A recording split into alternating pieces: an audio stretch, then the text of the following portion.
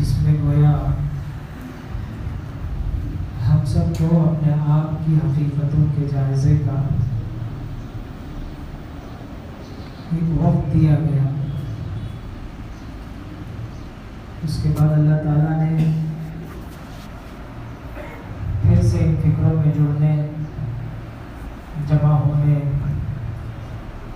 اور دعوت کے اس عظیم کام کی محنت کو آگے بڑھانے میں اللہ نے ہم سب کو شامل فرمایا. واقعتاً یہ جو لاک ڈاؤن کا عرصہ گزرا ہے، اس میں عبرت حاصل کرنے والوں کے لیے بڑی عبرتیں ملی. ہر لائن سے، ہر اعتبار سے، دنیاوی اعتبار سے بھی اور دینی اعتبار سے. یہاں خاموشی ایک بہت بڑے سبب کو چھپائے ہوئے تھی.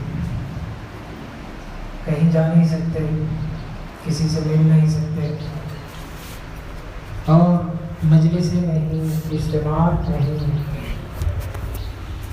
مدارس بند، مساجد بند. سارا گویا دینی نظام ایک اعتبار سے بالکل معطل تھا. ہر آدمی خاموش اپنے اپنے گھر میں بند ہے، کچھ کرنا چاہے تو بھی کر نہیں سکتے. خاموشی اور تنہائی اور یکسوئی میں بہت ساری چیزیں آدمی کے عبرت کی کھل کر آتی ہیں. فکر میں اضافہ ہوتا ہے، سوچ میں اضافہ ہوتا ہے، اور اپنے آپ کے بارے میں آدمی سوچ سکتا ہے کہ اب تک میں نے کیا کیا اور اب مجھے کیا کرنا ہے. اسی لیے سیرت میں یہ بات آتی ہے کہ نبی کریم صلی اللہ علیہ وسلم کو اللہ تعالیٰ نے 40 سال کی عمر میں نبوت عطا فرمائی. یعنی یہ نبوت کا باقاعدہ اعلان ہوا. ویسے آپ کا نبی ہونا تو پہلے سے منتخب تھا، پہلے سے اللہ تعالیٰ نے آپ کو منتخب فرما لیا تھا. اور یہ بات بھی بالکل مشہور روایتوں سے ثابت ہے کہ حضرت آدم علیہ السلام کو جب اللہ تعالیٰ نے پیدا فرمایا اور جب آپ سے ایک خطا واقع ہو گئی اور پھر آپ کی معافی کے لیے حضرت آدم علیہ السلام نے اللہ سے دعائیں مانگی، تو نبی کریم صلی اللہ علیہ وسلم کے حوالے سے دعا مانگی گئی. تو وہی لکھا ہوا تھا عرش پر کہ لا الہ الا اللہ محمد الرسول اللہ. حضرت آدم علیہ السلام کے دنیا میں آنے سے پہلے، بلکہ کائنات کے وجود سے پہلے، زمین، آسمان، دریا، پہاڑ، ان سب کو بنانے سے پہلے اللہ رب العزت نے نبی پاک صلی اللہ علیہ وسلم کو نبوت کے لیے منتخب فرما دیا تھا. لیکن باقاعدہ طور پر جو اعلان ہوا نبوت کا اور ایک قانونی حیثیت سے اللہ تعالیٰ نے آپ کو نبی کے مقام پر فائز فرمایا، تو 40 سال کی عمر کے بعد ہوا. اور تقریباً تمام ہی انبیاء کے ساتھ اللہ تعالیٰ کا یہی دستور رہا. نبی پاک صلی اللہ علیہ وسلم کو نبوت سے پہلے جو چیز اللہ کی طرف سے دی گئی تھی وہ تنہائی تھی، یکسوئی تھی. غار حرا کا واقعہ ہم سنتے ہیں اور اس سے واقف ہیں کہ نبی کریم صلی اللہ علیہ وسلم نبوت سے پہلے غار حرا میں جا کر بیٹھ جاتے تھے. وہاں آپ کی تشریف سے کیا مقصد تھا؟ نماز نہ فرض ہوئی تھی، نہ روزے فرض ہوئے تھے، نہ دوسری کوئی عبادتوں کا فریضہ ہوا تھا. اس لیے کہ ابھی قرآن ہی نازل نہیں ہوا، ابھی شریعت کا نزول ہی شروع نہیں ہوا، نبوت کا اعلان ہی نہیں ہوا.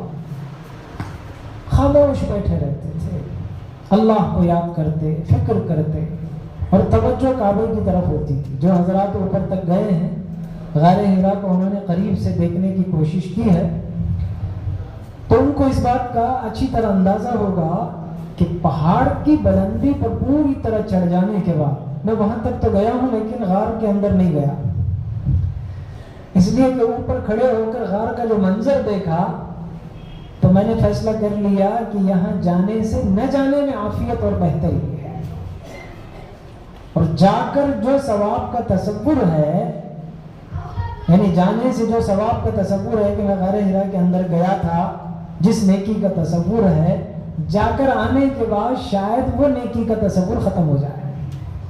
وہاں جو ہوتا ہے اس کے اعتبار سے بتا رہا ہوں، جو بھیڑ بھاڑ، جو دھکا پھیل، کہ ایک آدمی کو مشکل سے اندر داخل ہو کر باہر نکلنے کی گنجائش ہے، تو وہاں بھیڑ لگی ہوئی ہے، آنکھوں سے ایسا منظر دیکھا گیا، عورتیں گھس گئی ہیں، اوپر کھڑے ہو کر وہیں سے صرف ہم نظارہ کر رہے ہیں، ایک عورت اندر چلی گئی، باہر آنے کے لیے اسے راستہ نہیں،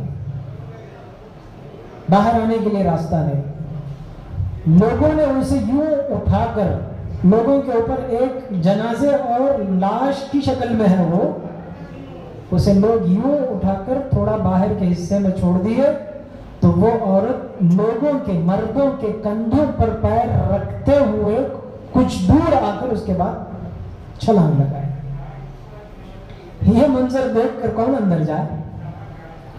تو بات لمبی ہو جائے گی۔ غار حرا میں بیٹھ کر رسول اللہ صلی اللہ علیہ وسلم کیا کرتے تھے؟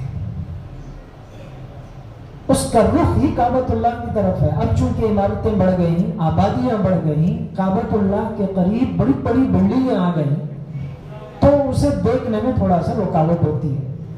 اس زمانے میں جبکہ آبادی ایسے بڑے بڑے اونچے مکان نہیں تھے، تو غار حرا سے سیدھے وہ کعبۃ اللہ کا منظر نظر آتا تھا۔ تو نبی پاک صلی اللہ علیہ وسلم غار حرا میں بیٹھ کر کعبۃ اللہ کی طرف رخ کر کے اللہ کی ان تجلیات سے اپنے دل کو ملاتے تھے، اور فکر تھی بس۔ کان رسول اللہ صلی اللہ علیہ وسلم دائم الفکرہ، فکر تھی کیا ہو رہا ہے زمانے میں، کیا کرنا چاہیے، کیسے اسے سدھارنا چاہیے، لوگوں کے ان حالات پر کیا کام کرنا چاہیے۔ اللہ سے اپنی لو لگاتے تھے۔ یہ ایک سوئی، یہ تنہائی فکر پیدا کرتی، اس فکر کے اضافے میں کرتے کرتے کرتے کرتے جب اللہ کی طرف سے وہ وقت آیا تو اللہ تعالیٰ نے آپ کو نبوت عطا فرمائی، وہاں سے ذمہ داری بڑھ گئی، اب یہ عملی طور پر کام شروع ہوا۔ تو اس عرصے نے جو 4 مہینے 5 مہینے کا تقریباً ہمارا عرصہ ہو رہا ہے، اس عرصے نے بہت ساری عبرتیں ہمارے دل و دماغ میں یاد دلائی ہوں گی، خاموشی نے بہت کچھ سکھایا ہوگا۔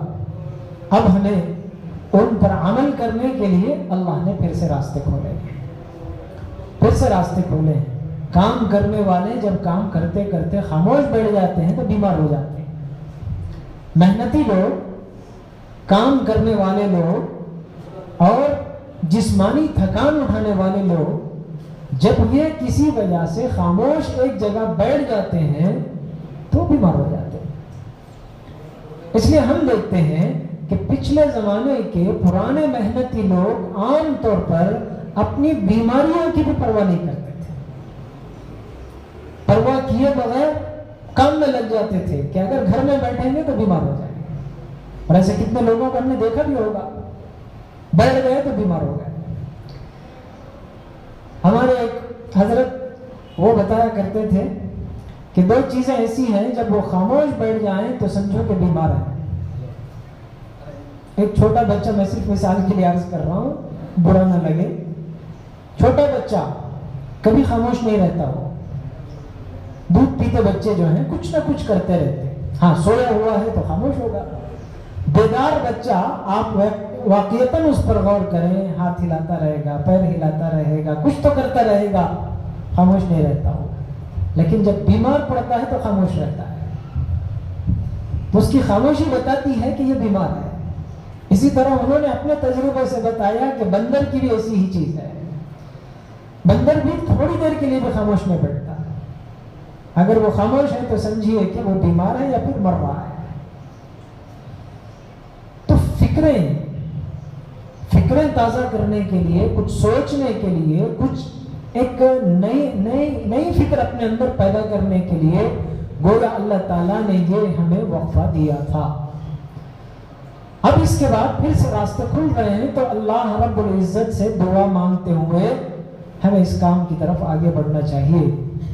اس کام کی روحانیت اور نورانیت یہ ہے کہ جب اس کی حرکت چلتی ہے، اس کا کام چلتا ہے، اس کی ترتیبیں چلتی ہیں، تو اللہ رب العزت ایک عجیب قسم کی رونق پیدا کر دیتے ہیں۔ ہم وہ محسوس کر رہے ہیں مساجد میں آج کیسا ایک عجیب قسم کی تنہائی محسوس ہوتی ہے۔ وہ رونق جو پہلے تھی اب نہیں محسوس ہوتی۔ کیوں؟ اس کی وجہ یہ کہ جو اعمال تھے، ان اعمال کا جو نور تھا وہ نور ختم ہو گیا۔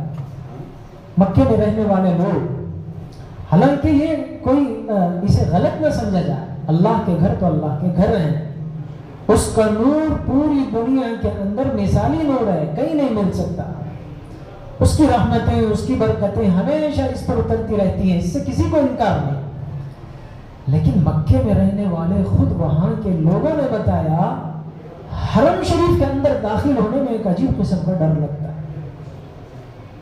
خاموشی ہے، سناٹا، اتنا بڑا حرم جس میں لاکھوں لوگ، 20 لاکھ لوگ نماز پڑھ سکتے ہیں، لاکھوں لوگ جس میں نماز پڑھ سکتے ہیں، پڑھ سکتے تھے، جہاں ایک آدمی کو نماز پڑھنے کے لیے کتنی جگہ تلاش کرنے کے لیے کتنی مشقت اٹھانی پڑتی تھی، جلدی پہنچنا، وقت سے پہلے پہنچنا، اندر کا حصہ حاصل کرنے کے لیے دوڑ دھوپ کرنا۔ اب ایسا ہے کہ پورا حرم سناٹا ہے، پورا حرم سناٹا ہے، ڈر سے محسوس ہو رہا ہے کہ کہاں آ گئے، کہتے ہوئے بھی ڈر لگتا ہے۔ جو سب سے امن کی جگہ ہے، ادخلوها بسلام آمنین، اس کے اندر سلامتی اور امن کے ساتھ داخل ہو جاؤ۔ جس کے امن کا اعلان اللہ تعالیٰ نے قرآن میں فرمایا، وہاں اندر جاتے ہوئے ایک عجیب قسم، کسے؟ ایک مسلمان کو، ایک ایمان والے کو ایک عجیب سے ڈر محسوس ہو رہا۔ اعمال جب رک جاتے ہیں تو ایک خوف طاری ہو جاتا ہے۔ اس لیے پھر سے اللہ رب العزت نے یہ چیز ہمیں عطا فرمائی ہے، پھر سے راستے کھلے ہیں، تو اب ہمیں تازہ دم ہو کر پوری ہمت کے ساتھ، پوری بشاشت کے ساتھ ان کاموں اور ان فکروں کی طرف آگے بڑھنا چاہیے۔ دعوت کی اس محنت سے دین کے جتنے شعبے ہیں، ان تمام شعبوں کو مدد ملے۔ جیسے حضرت الیاس صاحب رحمۃ اللہ علیہ نے کسی کے سوال پر یہ بات سمجھائی تھی، دعوت کا کام دین کے تمام شعبوں کو گویا پانی پہنچانے کا کام کرتا ہے۔ یہ کام اگر مضبوط ہوگا اس امت کے اندر، دین کے جتنے شعبے ہیں ان سب شعبوں کے لیے اللہ تعالیٰ افراد کھڑا کرے گا، ہر کام کے لیے اس میں افراد کھڑا کرے گا، اور یہ اللہ کی طرف سے ہمارے لیے بہت بڑی نعمت ہے۔ دعوت کا کام ایک بہت بڑی نعمت ہے۔ اس کے بند ہو جانے سے جو نقصان ان مہینوں میں ہوا ہے، اندازہ کریں خدا نہ خواستہ اگر یہ کام رک گیا، اللہ نہ کرے، تو پھر ہمارا اور آپ کا کیا حال ہوگا؟ دوسروں کا چھوڑیے، ہم خود اندازہ کر سکتے ہیں ان دنوں میں ہمارے اعمال میں جو رکاوٹ ہوئی، اس کی وجہ سے ہماری ذات کو جو نقصان ہوا، ہمارے گھر کو جو نقصان ہوا، اس نقصان کا ہم اندازہ کر سکتے ہیں۔ جو روزانہ کی تعلیم چلتی تھی، کچھ تو علم ہمیں اس سے ملتا تھا، وہ بند ہوا تو بند ہوا، کسی سے کچھ ہمیں اس کے اظہار کی ضرورت نہیں۔ ہم خود سوچ سکتے ہیں کہ ہمارے گھروں میں اس کی کتنی پابندی ہوئی، گھر کی تعلیم کتنی پابندی سے ہوئی، جبکہ گھر کے اندر بند ہے، گھر میں مقفل ہے، کوئی کام نہیں، کام دھندے کا دور تک بھی کوئی اندازہ نہیں، لیکن اعمال کی کوئی پابندی ہم نہیں کر سکتے۔ اگر ہمارا یہ حال ہوا تو پھر جس بندے کو اللہ نے ابھی اس دائرے کے اندر قدم رکھنے کی توفیق نہیں دی اس کا کیا ہوگا؟ اور ایک طویل زمانہ اس پر بیت گیا تو کیا ہوگا؟ اسی لیے حضرت یوسف صاحب رحمۃ اللہ علیہ کے بارے میں مشہور ہے، جب بھی حضرت کے پاس حالات کی شکایت لے کر لوگ پہنچتے تو حضرت یہی فرماتے تھے کہ جماعتیں نکالو، خروج کراؤ۔ یہ جب ہوگا، چلت پھرت ہوگی، جماعتوں کی نقل و حرکت ہوگی، اللہ تعالیٰ سارے مسائل کو دور فرماتے رہے، حل فرماتے رہے۔ تو اس لیے دعوت کی اس محنت کو فکر کے ساتھ اگر ہم لیں گے، اللہ رب العزت ہر چیز کے راستے کھولتے چلے جائیں گے۔ وبائیں بھی ختم ہوں گی، بلائیں بھی دور ہوں گی، مصیبتیں بھی دور ہوں گی، ہمارے اپنے ذاتی حالات بھی ختم ہوں گے انشاءاللہ، اجتماعی حالات بھی ختم ہوں گے۔ یہ ایک اللہ کی بہت بڑی نعمت ہے، اس نعمت کی ہمیں قدر کرنا چاہیے۔ اگر خدا نہ خواستہ ہم نے ناقدری کی، ہو سکتا اللہ مجھے معاف فرمائے، یہ بات تو ایسی ہے کہ مجھے اپنی ذات پر لے کر کہنا ہے، ہر آدمی کو اپنی ذات پر لے کر کہنا، کسی کے اوپر اس کا دوش نہیں ڈال سکتے۔ میری ناقدری کی وجہ سے اللہ تعالیٰ نے شاید یہ سبق مجھے سکھایا۔ کیا کیا حالات آ سکتے ہیں، مسجدیں بند ہوں، نمازوں پر پابندی لگ جائے، حرم شریف بند ہوں، حرمین شریفین بند ہوں، حج پر پابندی لگ جائے، کیا کیا چیزیں جو کبھی ہم نے نہیں سنی تھی، ہوا ہوگا کبھی لیکن ہمیں اس کا کوئی اندازہ نہیں۔ یہ سب حالات ہمیں اس بات کو سکھاتے ہیں کہ اللہ کی طرف جتنا کوشش کے ساتھ، مجاہدے کے ساتھ ہم اللہ کی طرف آگے بڑھیں گے، اللہ رب العزت اتنا راستے کھولیں گے۔ دیکھیے، اگر یہ نعمت اللہ کی ہم پر نہ ہوتی تو ہمارے حالات کیسے ہو سکتے تھے، کیا سے کیا ہو جاتے تھے۔ چھوٹی چھوٹی چیز بھی اللہ کی ایک نعمت ہے، اس کا احساس اس کے ذریعے سے ہمیں پیدا ہوتا ہے۔ اللہ کی نعمتوں کی شکر گزاری جو آیت پڑھی گئی، اصل میں حقیقت میں نعمت کی شکر گزاری پر اللہ رب العزت نے فرمایا کہ ہر نعمت ایسی ہے جس کا سوال آخرت میں کیا جائے گا۔ ثم لتسألن يومئذ عن النعیم، ہر نعمت کا سوال اللہ تعالیٰ کے پاس آخرت میں کیا جائے گا۔ سراپا اللہ کی نعمتیں ہیں، انعامات ہیں، ہمارا وجود اللہ کی نعمت ہے، ہمارا چلنا پھرنا اللہ کی نعمت ہے، اور سب سے بڑی نعمت تو یہ ہے کہ اللہ نے اس کے ماننے والے فرما بردار بندوں میں شمار فرمایا، یہ اس کی عظیم نعمت ہے۔ اس نعمت کا تقاضا یہ ہے کہ جیسے اللہ تعالیٰ نے مجھے اپنے فرما بردار بندوں میں شمار فرمایا، میں بھی اسے دوسروں تک پہنچاؤں، اس نعمت کو دوسروں تک پہنچانے کی کوشش کروں۔ میدان محشر لگے گا، ہم میں سے ہر ایک کو اس میں حاضر ہونا ہے۔ اللہ کی یہاں سے 3 قسم کے دفتر کھلیں گے، 3 قسم کے دفتر، فائل۔ ایک فائل اور دفتر ایسا ہوگا جس میں صرف نیکیاں ہوں گی، دوسرا فائل ایسا ہوگا جس میں صرف گناہ ہوں گے، اور تیسرا ایک مستقل فائل ایسا ہوگا جس میں صرف اور صرف اللہ کے انعامات کی فہرست ہوگی۔ اور علماء نے لکھا ہے حدیث کے حوالے سے کہ سب سے پہلے اللہ رب العزت جس فائل سے شروعات فرمائیں گے وہ اللہ کے انعامات ہیں۔ ان میں سب سے چھوٹی اور معمولی نعمت کو اللہ تعالیٰ اس بات کی اجازت دیں گے کہ تو اپنا بدلہ اس کی نیکیوں کے ذریعے سے حاصل کر لے، فیصلہ ہو رہا ہے۔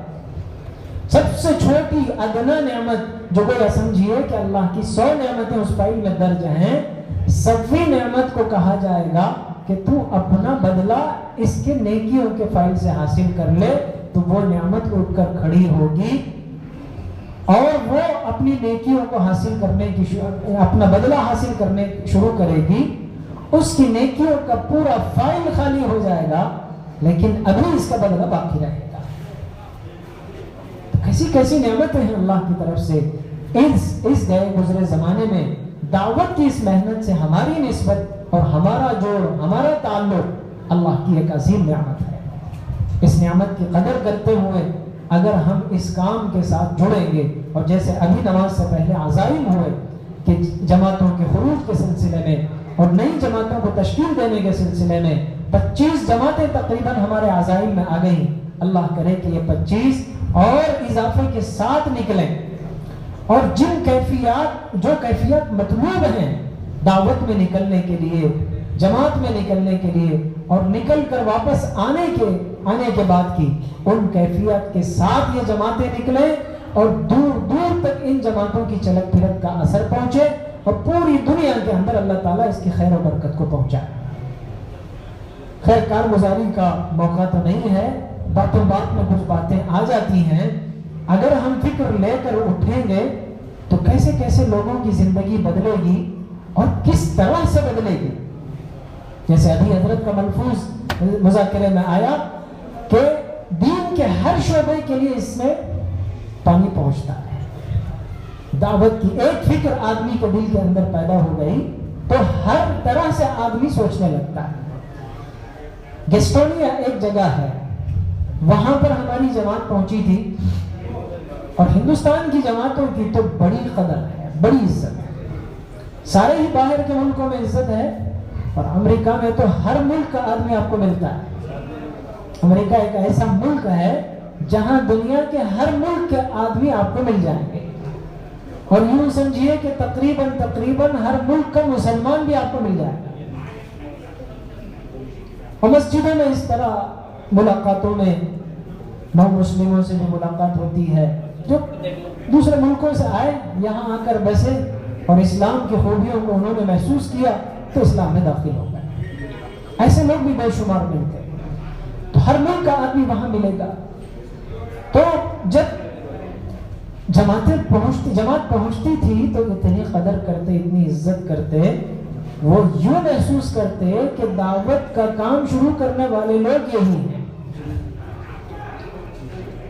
حالانکہ کرنے والے تو سب کچھ کر کے چلے گئے، ہم ان کی جوتیوں کی دھول کو بھی نہیں پہنچ سکتے. ان کی جو مجاہدے ہیں، ان کی جو قربانیاں ہیں، ان کا جو راتوں کا رونا گڑگڑانا ہے، اللہ سے مانگنا ہے، ان کی جوتیوں کی گرد و غبار کو بھی ہم نہیں پہنچ سکتے. اگر اس کی گرد و غبار کو بھی پہنچ جائیں تو ہمارے لیے بہت بڑی اللہ کی طرف سے نعمت اور اللہ کا احسان ہے. لیکن لوگوں میں اتنی عظمت ہے، اتنی قدر ہے، یوں سمجھتے ہیں کہ یہی ہندوستان میں کام کرنے والے لوگ ہیں.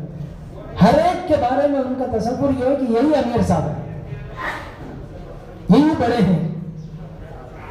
اتنی عزت، اتنی قدر. تو جب دین کی سمجھ آ جاتی ہے، نئے نئے لوگ جو جماعت سے جڑتے تھے اور دعوت کی محنت سے جڑتے تھے، وہ عجیب عجیب قسم کے سوالات کرتے تھے. تو جب فکر پیدا ہوتی ہے تو آدمی ہر چیز کے راستے تلاش کرتا ہے. ایک صاحب آ کر ایک مسئلہ پوچھنے لگے. مسئلہ یہ تھا کہ میں ٹیکسی ڈرائیور ہوں، اوبر وغیرہ وہاں بھی چلتی ہے، بلکہ وہی کی ایجاد ہے. تو میں ٹیکسی ڈرائیور ہوں، ٹیکسی چلاتا ہوں. مختلف قسم کے لوگ میری ٹیکسی میں سفر کرتے ہیں. اب کس کو کیا پتا ہوتا ہے کہ کون کہاں جانا چاہتا ہے. تو بعض دفعہ ایسا ہو جاتا ہے کہ میری ٹیکسی میں کسینو کو جانے والے لوگ سوار ہوتے ہیں، اور وہ باقاعدہ اس میں اوپر میں وہ ایپ کے ذریعے سے گاڑی بک کرتے ہیں. تو ان کو جانا ہی پڑتا ہے. انکار کرنے کی کوئی خاص وجہ ہونا چاہیے، ورنہ تو پھر ان پر فائن لگے گا. انکار کر دیں تو فائن لگے گا کہ میں نہیں آ سکتا. تو نہ جانے کی بھی وجہ بتانا چاہیے، تو مجبوراً جانا پڑتا ہے. تو ان کو کیسینو لے جانا پڑتا ہے. کیسینو کا مطلب ہے کہ جہاں حرام کاریاں بھی ہوں گی اور سب تقریباً حرام ہی چیزیں چلتی ہیں. تاش کھیلے جاتے ہیں، شراب پیے جاتے ہیں، ڈانس گانا بجانا ہوتا ہے، اور پھر چلتے چلتے اور آگے کے کام بھی ہوتے ہیں. تو وہاں لے جانا پڑتا ہے. تو کیا مجھے اس طرح کا کام کرنا درست ہے؟ میں اس کا کرایہ لے سکتا ہوں؟ تو میں نے کہا کہ کرایہ تو درست ہے، اس لیے کہ وہ محض آپ کے لے جانے کی وجہ سے کسینو کو نہیں جائے گا یا نہیں جائے گی. آپ اگر نہ لے جائیں تو دوسری ٹیکسی سے جائے گی، دوسری سواری کے ذریعے سے ہو جائے گا، جو بھی ہو. اس کا کام تو وہ کرے گا، آپ کے لے جانے کی وجہ سے وہ کوئی گناہ کا ہونا ضروری نہیں ہے، آپ کا کام وہاں تک پہنچانا تھا، اس لیے آپ کرایہ دے سکتے۔ آگے ان کا سوال دیکھیے، اتفاقی بات یہ ہے کہ جو بھی آدمی کیسینو کو کسی کو لے جا کر پہنچاتا ہے تو وہ لوگ ایک آدمی پر $10 ہمیں گفٹ دیتے ہیں، $10 ہمیں تحفہ دیتے ہیں۔ یہ تحفہ وہی ہے جسے ہم کمیشن بھی کہہ لیتے یا ٹپس کہہ لیتے، کچھ بھی کہہ لیتے، تو وہ ہمیں $10 دیتے ہیں، جبکہ میرا ارادہ لے جانے کا بھی نہیں ہے اور مجبوری کی وجہ سے مجھے لے جانا پڑتا ہے، اور میں کیسینو والوں سے اس کا مطالبہ بھی نہیں کرتا، لیکن ان کے یہاں انٹری ہوتی ہے، انٹری کی بنیاد پر وہ ہمیں $10 دیتے ہیں، تو کیا یہ $10 لے کر استعمال کرنا درست ہے؟ میں نے کہا یہ مت لیجیے، اس کو مت لیجیے۔ تو انہوں نے کہا کہ بہت زمانے سے میں اس طرح کے پیسے لے چکا، بہت عرصے تک میں اسی میں تھا، بس مجھے پیسے سے مطلب تھا، میں پیسہ لیتا میرا کام چلاتا تھا، لیکن جب سے میں مسجد کو نمازوں میں آنے لگا اور جماعت والوں کے ساتھ بیٹھنے لگا، میں اس کی برکت بتا رہا ہوں کہ آدمی کے ذہن کیسے کھلتے ہیں، جب سے یہاں جماعت بیٹھنے لگی، میں جماعت والوں کے ساتھ بیٹھنے لگا، ان کی تعلیم میں بیٹھنے لگا اور ان کے ساتھ 3 دن جماعتوں میں بھی گیا، تو مجھے اس کا احساس پیدا ہونے لگا کہ میں جو کر رہا ہوں وہ صحیح ہے یا نہیں۔ یاد آیا تو میں نے آپ کو یہ مسئلہ پوچھ لیا، اور ہندوستان کے علماء پر بہت اعتماد ہے ان کو، یہ عجیب اللہ کا انعام ہے، ہندوستان کے علماء پر ان کو بہت اعتماد ہے، وہاں بھی بہت سارے جید علماء ہیں اور صحیح مسئلے بھی بتاتے ہیں، لیکن پھر بھی ہندوستان کے اور دارالعلوم دیوبند سے جڑے ہوئے علماء اگر کوئی مسئلہ ان کو بتاتے ہیں تو وہ سیل ہے، ان کو بڑی تسلی ہو جاتی ہے۔ تو انہوں نے کہا اب میں کیا کروں؟ میں نے کہا ایسا کرو، اگر ایک ہی کیسینو سے اتنے پیسے لینے کا آپ کو اندازہ ہے کہ $100 اب تک میں لے چکا ہوں 10 مرتبہ ایک ہی کیسینو سے، اور اس کا آدمی زندہ بھی ہے، تو پھر آپ کوشش کرو کہ وہ پیسہ اسے لوٹا دو، مجھے ضرورت نہیں ہے اس کی۔ اگر ایسا نہیں ہو سکتا تو آپ وہ پیسے الگ سے نکال کر بغیر صدقے کی نیت کے بس دے دو کسی مستحق آدمی کو، حالانکہ وہ آدمی بھی چھوٹا آدمی ہے، اس نے ارادہ کیا کہ اب تک کے جتنے پیسے ہوں گے میں اس کا اندازہ کروں گا، اور دھیرے دھیرے کر کے، ایک ساتھ میں اتنے پیسے نہیں نکال سکتا، دھیرے دھیرے کر کے میں اتنے پیسے نکال دوں گا۔ تھوڑا سا ساتھ میں بیٹھنے کی وجہ سے جب ہمارے اعمال شروع ہوتے ہیں، آدمی اسے دیکھ کر قریب ہوتا ہے تو اللہ تعالیٰ دل کی دنیا بدل دیتے ہیں، اس سے دور دور تک فائدے پہنچتے ہیں۔ اب وہ آدمی اپنے بچوں کی فکر کرے گا، اپنی بیوی کی فکر کرے گا، ان کو راستے پر لانے کی کوشش کرے گا۔ ایسے لوگ آپ کو وہاں ملیں گے جن کے 4 مرد بچے ہیں، تو انہوں نے چاروں کے 4 کو عالم بنایا، حافظ بنایا، مفتی بنایا، دینی خدمت پر لگایا، سال جماعتیں نکالی اور پھر اسی کام پر لگایا رکھا ہے، بڑے بڑے عہدے پر ہیں، لیکن اس کے باوجود ان کو اپنے بچوں کی دین کی فکر ہے۔ یہ اللہ کی بہت بڑی نعمت ہے جو اللہ تعالیٰ نے مجھے اور آپ کو عطا فرمائی ہے۔ اگر ہم صحیح معنوں میں اس کی فکر کر لیں، اللہ رب العزت انشاءاللہ اس کے نتائج بہت دور تک عطا فرمائیں گے۔ ایک بات عرض کر کے اپنی بات مکمل کر دوں کہ ایک اتفاق ایسا ہوا، غزوہ تبوک کا واقعہ ہے، کہ ایک جماعت ایک اندازے سے گئی لشکر کے مقابلے کے لیے، لیکن وہاں دیکھا گیا تو لشکر کی نوعیت ہی کچھ الگ ہے، ان کی تیاری، ان کا ساز و سامان، حالانکہ صحابہ اکرام اس چیز سے کبھی ڈرنے والے نہیں ہیں، ہتھیار سے، ان کے آبتاب سے، ان کی تعداد سے کبھی ڈرنے والے نہیں ہیں۔ ہزاروں کے لشکر کے بیچ میں گنتی کے سینکڑوں صحابہ ہمت کے ساتھ گھس جاتے تھے۔ ایسے کتنے واقعات ہیں غزوات کے، تو ان کو حکمتاً مصلحتاً واپس آنا پڑا۔ کس مصلحت کے تحت میں کہ کہیں ایسا نہ ہو جائے کہ اس کا غلط اثر آئندہ ہمیشہ زمانے پر اور دور دور تک کے لوگوں پر نہ پڑ جائے۔ مشورے کے لیے پھر سے واپس آ گئے. آ کر نبی کریم صلی اللہ علیہ وسلم کے ساتھ مشورہ ہوا اور پورے لشکر کا ایک جائزہ گویا پیش کیا گیا اور ساری کارگزاری حضور کی خدمت میں پیش کی گئی کہ لشکر کے حالات ایسے ہیں اور جنگی تیاریاں اس طرح کی ہیں.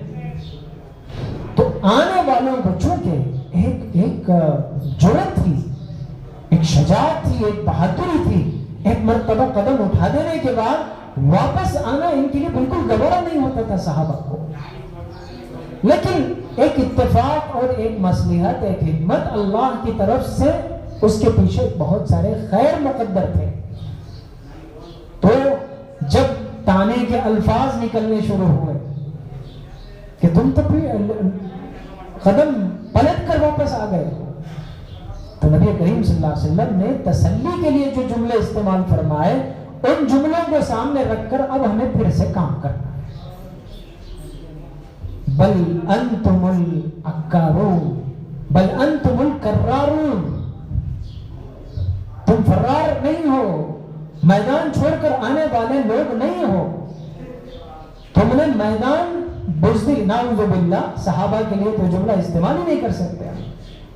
تم نے کسی کم ہمتی اور پست ہمتی کے طور پر میدان چھوڑ دیا نہیں، چھوڑا ہے، اسے چھوڑ کر واپس پلٹ کر بھاگ کر نہیں آئے ہو.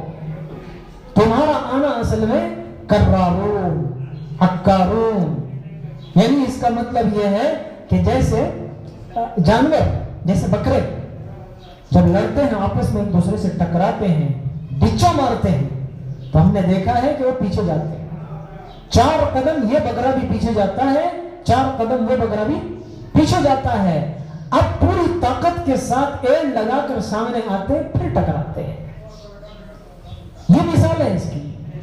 تمہارا پلٹ کر آنا کسی کم ہمتی کی بنیاد پر نہیں ہوا. جو لوگ اس طرح کے تانے تمہیں دے رہے ہیں میں ان کا جواب دے رہا ہوں. نبی کریم صلی اللہ علیہ وسلم کی طرف سے ان کی ہمت افزائی ہو رہی ہے. تمہارا پلٹ کر آنا پھر ایک تازہ طاقت کے ساتھ، پوری قوت کے ساتھ واپس جانے کے لیے ہے، بس ہمتی کے طور پر نہیں کہ آگے تو اب نہیں جائیں گے. تو صحابہ شہید ہونے کے لیے پیدا ہوئے، ان کے لیے تو کبھی پست ہمتی تصور میں بھی نہیں آتی تھی. تو یہ جو زمانہ ہمارا گزرا ہے، حالات تو بہت آ گئے، بہت بڑے بڑے آ گئے جو نہیں آنے چاہیے تھے. پچھلے چند برسوں سے دعوت کے کام پر جو حالات آئے ہیں، اللہ کی آزمائش ہے. اس پر جماعت، استقامت، قدم جما دینا، جڑوں کو اور اندر اتارنے کی کوشش کرنا. اللہ تعالیٰ نے اس امتحان اور آزمائش کے لیے گویا ہمیں یہ دیا ہے. وَزُلْزِلُوا زِلْزَالًا شَدِيدًا، ان کو جھنجھوڑا گیا ہے، ان کو حرکت دی گئی ہے. ایسے ایسے حالات ان کے سامنے پیش آئے اسی غزوے میں. تو سارے واقعات، غزوہ تبوک کا جو واقعہ حضرت شیخ نے لکھا ہے وہ اگر پڑھیں تو بے ساختہ، بلا ساختہ، بے اختیار آنکھوں سے آنسو نکل جاتے. ایک آدمی پڑھے، مسلسل پڑھے، مکمل پڑھے اور سننے والے پوری توجہ کے ساتھ غور سے سنیں تو اس میں جو حالات پیش آئے، مجموعی اعتبار سے بھی، شخصی اعتبار سے بھی، بلا ساختہ آنکھوں سے آنسو نکل جاتے. بہت تفصیل کے ساتھ حضرت شیخ نے اس واقعے کو لکھا. یہ ہمیں بتاتا ہے، یہ ہمارے جذبات کو ابھارتا ہے، یہ تعلیم ہمارے جذبات کو پھر سے زندہ کرتی ہے کہ حالات گزرے تو اب سست ہو جاؤ، چھوڑو بھائی، کرنے والے کر لیں گے، ہو گیا سو ہو گیا، اتنے دن سے نہیں کرے اب کر کے کیا کریں گے. شیطان طرح طرح کے وسائل ہمارے اندر پیدا کرتا ہے. لیکن اب ہمیں جمنے کی ضرورت ہے. گویا ہم پھر سے تازہ دم ہوئے ہیں. یہ جو وقفہ گزرا ہے، جو حالات گزرے ہیں، جو کچھ ہوا ہے، اللہ نے امتحان کے لیے کیا ہے. اب ہم جم جائیں گے، اب ہم جڑ جائیں گے، پھر سے اس کام کو ایک طاقت اور قوت کے ساتھ لے کر آگے بڑھنے کی کوشش کریں گے. اللہ رب العزت گویا پچھلے سارے امتحانوں میں ہمارے لیے کامیابی کا تمغہ عطا فرمائیں گے. بس قوت ہو جائیں گے تو پھر آگے ہمارے لیے کوئی راستہ نہیں ہے. بزدل کے لیے نہ دنیا میں راستہ ہے نہ آخرت میں راستہ ہے. نبی پاک صلی اللہ علیہ وسلم نے سمجھا دیا مومن کبھی بزدل نہیں ہوتا. ایمان اور بزدلی یہ دونوں ایک جگہ جمع نہیں ہوتی. بہت ساری شکلیں ہیں بزدلی کی، پست ہمتی، کم ہمتی، کمزور ذہنی اور دل کا کمزور ہونا. سائنسی میڈیکل سائنس کے اعتبار سے نہیں، سوچ اور فکر کے اعتبار سے. یہ ایک مومن و مسلمان کے لیے ہرگز بالکل جڑنے والی چیز نہیں ہے. زمانہ چاہے جدھر چلا جائے، حالات چاہے جیسے ہو جائیں، جو ہوتا ہے ہو جائے، لیکن اللہ نے ایک فکر کے ساتھ ہمیں جوڑا ہے، ایک کام کی نسبت اللہ تعالیٰ نے ہمیں عطا فرمائی ہے. چلو کچھ نہ کر سکے کوئی حرج کی بات نہیں. ہمارے استاد فرماتے تھے علماء کے لیے، طلباء کے لیے درس گاہ میں حضرت فرماتے تھے کتاب کا مطالعہ کرتے وقت کتاب سمجھ میں آ رہی ہے یا نہیں آ رہی ہے اس کی فکر میں مت پڑو.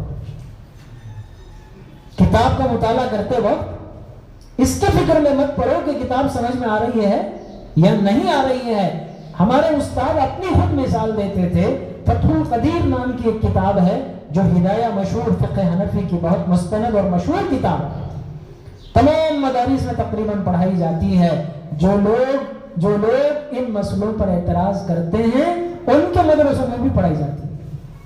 میں اس لیے بتا رہا ہوں کہ اتنی اہم ہے، اتنی ٹھوس اور مضبوط کتاب.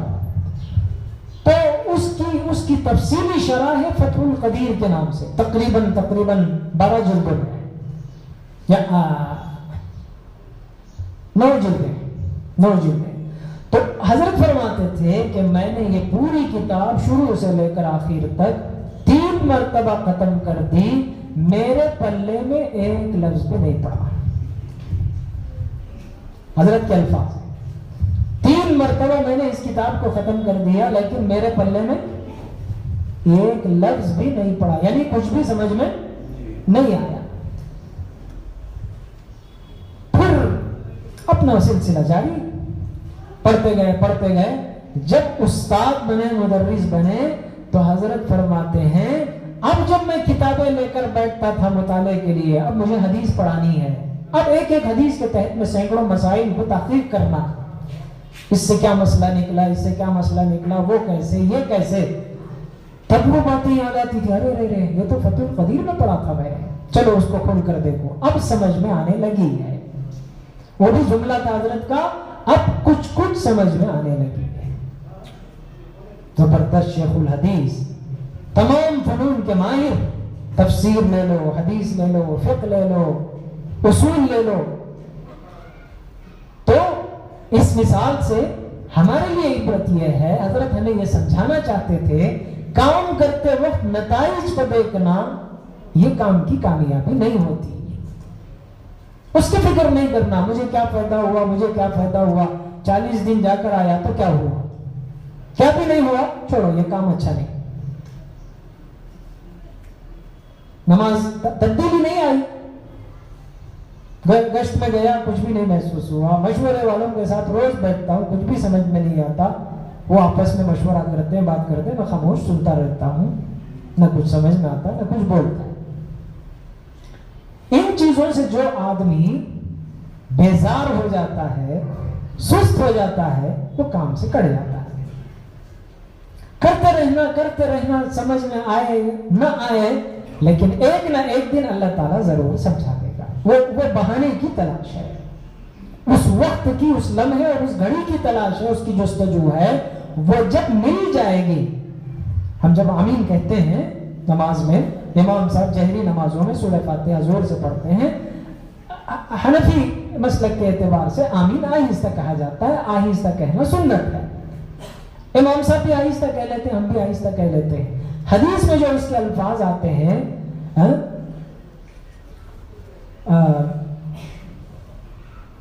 من وافق تامینہ تامین الملائکہ، جزاک اللہ خیر، من وافق تامینہ تامین الملائکہ غفر لہ.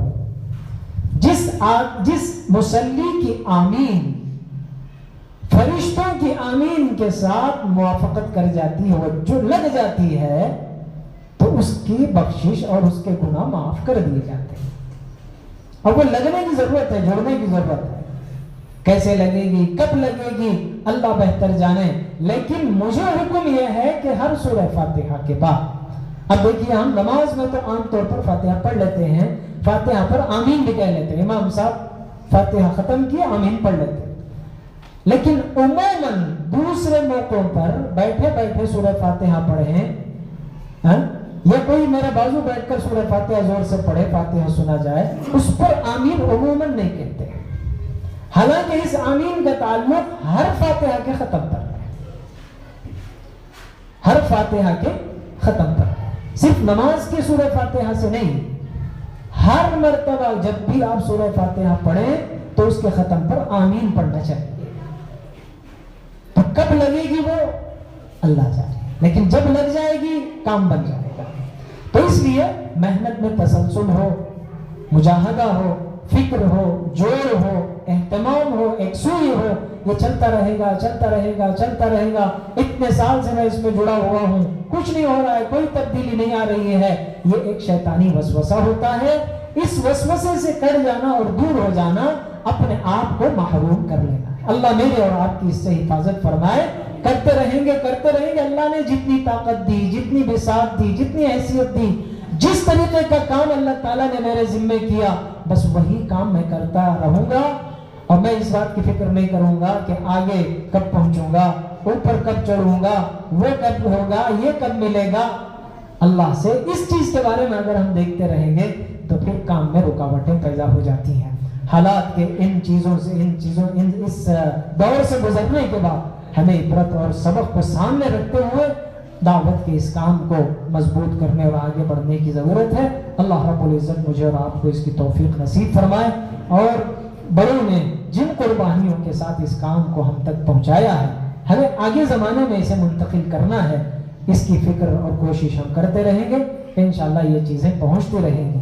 ایک آیت شریفہ کا اشارہ کر کے میں بات مکمل کر دوں۔ اللہ تبارک و تعالیٰ نے دعوت کے سلسلے میں خاموشی اختیار کرنے والوں پر بھی بڑی سخت تنبیہ فرمائی ہے۔ وَإِذْ قَالَتْ أُمَّةٌ مِّنْهُمْ لِمَ تَعِظُونَ قَوْمًا اللَّهُ مُهْلِكُهُمْ أَوْ مُعَذِّبُهُمْ عَذَابًا شَدِيدًا قَالُوا مَعْذِرَةً إِلَى رَبِّكُمْ وَلَعَلَّهُمْ يَرْحَمُونَ وَلَعَلَّهُمْ يَرْجِعُونَ۔ اللہ تبارک و تعالیٰ سخت تنبیہ فرما رہا ہے اس میں، ان لوگوں کے حال کو بھی ذرا یاد کرو، ان لوگوں کے حال کو بھی ذرا یاد کرو کہ وہ لوگوں کو نصیحت کرتے تھے، ڈراتے تھے، اللہ کی طرف بلاتے تھے، نافرمانیوں سے منع کرتے تھے، روکتے تھے، ایسا مت کرو، یہ کرو، وہ مت کرو، تو لوگ ان کو، دوسرے لوگ ان کو تانا دیتے تھے کہ تم ایسے لوگوں کو کیوں نصیحت کرتے ہو، کیوں سمجھاتے ہو، بار بار کیوں ان کو دعوت دیتے ہو، بلاتے ہو، بھئی اللہ کے گھر کو آ جاؤ۔ تشکیل ہوتی ہے، نماز کی دعوت دی جاتی ہے، راستے میں نکلنے کی دعوت دی جاتی ہے، گھر گھر پہنچ کر فرد کو مل کر ان کی ٹھوٹی پکڑ کر ان کو اللہ کے گھر کی طرف بلایا جاتا ہے۔ کیوں کرتے ہو؟ گویا مثال ہے، کیوں کرتے ہو ایسے لوگوں کو کیوں بلاتے ہو؟ لِمَ تَعِظُونَ قَوْمًا اللَّهُ مُهْلِكُهُمْ، اللہ مہلکہم، جن کو اللہ بربادی کرنے والے۔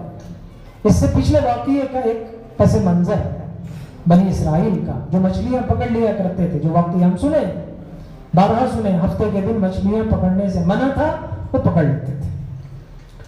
تو ان کے خلاف جو علماء تھے، ان کے جاننے والے لوگ تھے، دیندار لوگ تھے، ان کو روکتے تھے، منع کرتے تھے، ایسا مت کرو، اللہ کا عذاب آ جائے گا، لیکن وہ سنتے نہیں تھے۔ اب ان لوگوں کو دوسرے لوگوں نے تانا دیا کہ تم ان کو کیوں بار بار سمجھاتے ہو، وہ تو بات ماننے والے نہیں ہیں، سمجھنے والے نہیں ہیں، اب تو اللہ ان کو ہلاک کو برباد ہی کرنے والے ہیں، اور معذبہم، یا سخت عذاب میں مبتلا کرنے والے ہیں۔ قالوا معذرة إلى ربكم ولعلهم يرجعون ولعلهم يتقون۔ جی، ہم اللہ کے سامنے عذر پیش کرنا چاہتے ہیں، اللہ میرے بساط میں، میری طاقت میں، میری حیثیت میں جتنا تھا، آپ کی توفیق سے میں نے اتنا کام کر دیا، بس یہ کہ میں بول سکتا تھا، دعوت دے سکتا تھا، بلا سکتا تھا، کوشش کر سکتا تھا، بس میں نے کیا۔ اب وہ نہیں مانتا تھا، نہیں آتا تھا، نہیں قبول کرتا تھا، وہ تو آپ کی ہدایت پر موقوف ہے۔ میں اپنے آپ کو بچانے کے لیے اللہ کے سامنے عذر پیش کرنے کے لیے معذرتاً الی ربکم، تمہارے پروردگار کے سامنے عذر پیش کرنے کے لیے ہم یہ کام کرتے ہیں۔ بس اتنی تو حجت ہمارے لیے مل جائے کہ بھئی کرتے تھے، کوشش کرتے تھے لیکن حالات سازگار نہیں ہوئے۔ جس کو ہدایت ملنا تھا اسے ملی، جس کو نہیں ملنا تھا اسے نہیں ملی، وہ میں کیا کر سکتا ہوں؟ تو اس لیے دعوت کے اس کام کے سلسلے کو اگر ہم جاری رکھیں گے، اللہ کے یہاں ہمارا عذر بھی انشاءاللہ قبول ہو سکے گا۔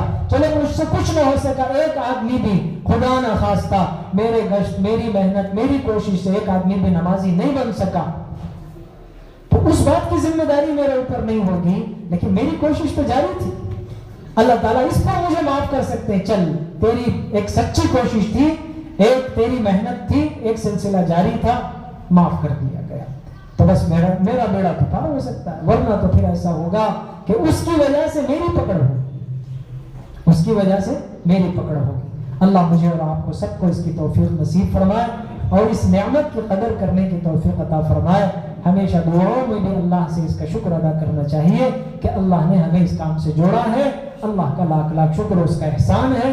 اللہ تعالیٰ آگے اس کے لیے جو ضرورتیں ہیں، جو صلاحیتیں ہیں، جو تقاضے ہیں، اللہ تعالیٰ خود اسے پورا فرمائیں گے۔ اس کا شکر ادا کرتے رہیں گے تو انشاءاللہ نعمت میں اضافہ ہوگا۔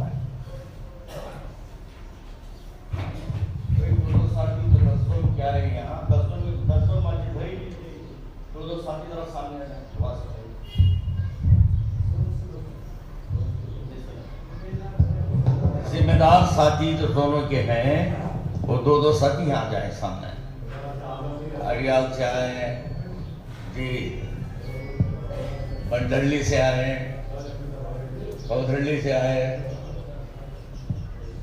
کھوڑے گال والے ہیں، آ جاؤ دو ساتھی، آ جاؤ مشورے کے ساتھ جاؤ بھائی، آؤ دو ساتھی آ جاؤ۔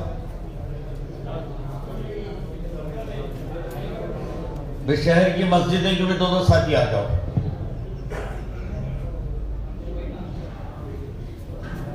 شہر کی مسجدیں اس کے بھی دو ساتھی آ جائیں، علاقے کے دو ساتھی شکرا طرح کچھ